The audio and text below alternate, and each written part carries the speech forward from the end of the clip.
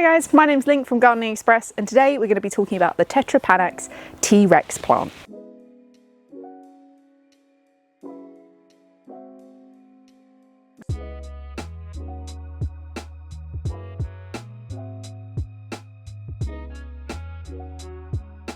This plant has huge dramatic leaves that can reach up to 60 centimetres wide and are a great showstopper for your garden.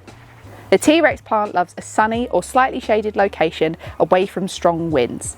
Now you can plant this in fertile, well-drained soil, but make sure you keep it moist in the summer and mulch it in the winter.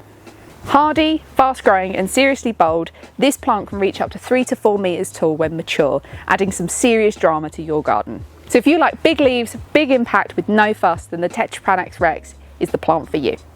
If you've liked this video, don't forget to like and subscribe to our channel and look at our Knowledge Hub for more tips and tricks on how to keep your garden looking great. See you next time.